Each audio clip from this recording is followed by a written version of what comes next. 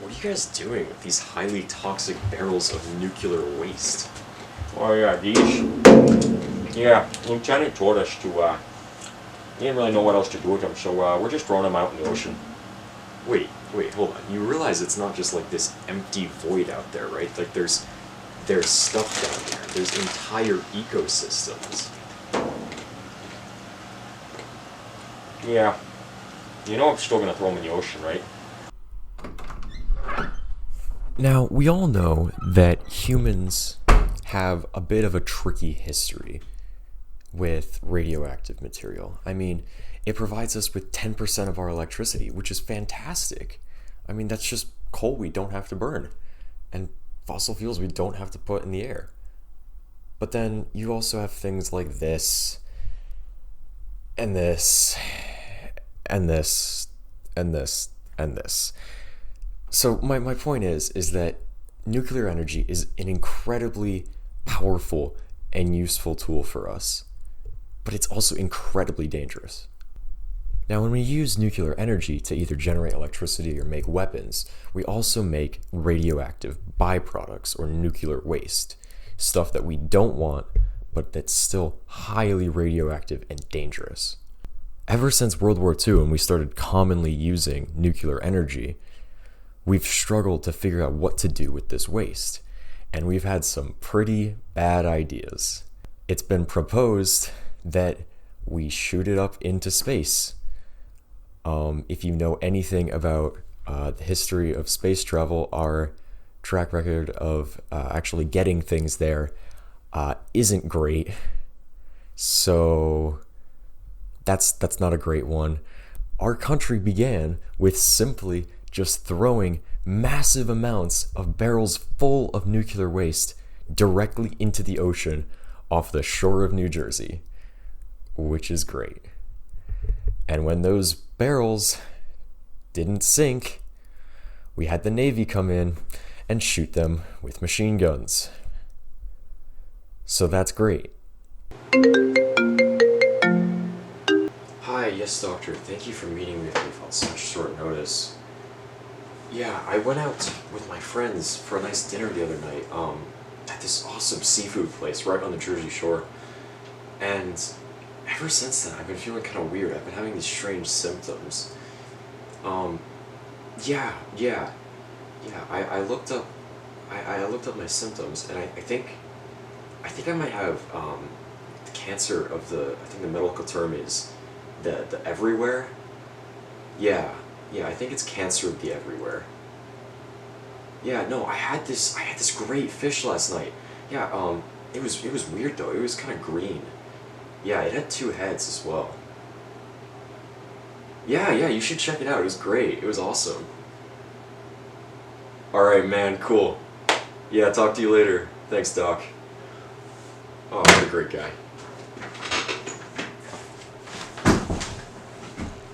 And it wasn't just us either. The English, the French, the Belgians, the Russians, they all dumped huge amounts of waste into the ocean. The English even dumped 20,000 barrels directly into the English Channel. Radioactive elements with long half-lives and short half-lives can be incredibly dangerous. They can both get ingested by zooplankton and phytoplankton, thus initiating a poison cycle in the ocean, destroying entire ecosystems, as this phytoplankton is eaten by fish, and that fish is eaten by us. So not only are entire ecosystems able to be destroyed, but we, the humans who eat those fish, can also get terrible health problems like cancer, birth defects, radiation sickness.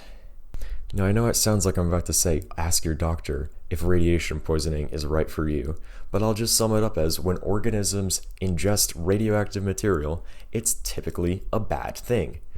The most common thing we've done with our nuclear waste is simply just leaving it where we produce it. We've just left 71,000 tons of nuclear waste at our country's 98 reactors. And the problem is, these facilities were not meant to permanently store nuclear waste. We all know that terrible accidents can happen at nuclear reactors, and the less radiation we have on site, the better. In 2011, the world saw the world's worst nuclear disaster since Chernobyl at Fukushima. The facility had a meltdown due to an earthquake, and 10 minutes later, it was hit by a tsunami that completely overwhelmed the seawalls that were meant to protect it. This accident caused an incredible amount of nuclear waste to be released. The surrounding area is still closed off to this day. Seawater was used to cool down the plant after the meltdown. A large portion of the ocean after this event became contaminated around Japan. Now, it's obvious we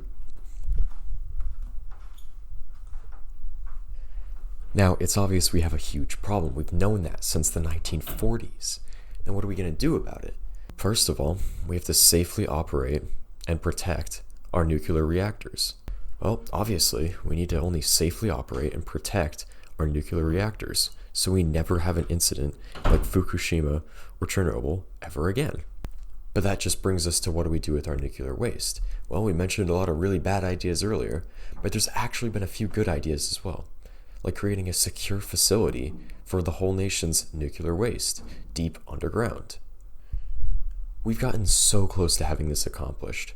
In 1987, Congress deemed Yucca Mountain as the site for our nuclear toilet. Everything was looking great. We put billions of dollars into prepping the site. The local communities were on board.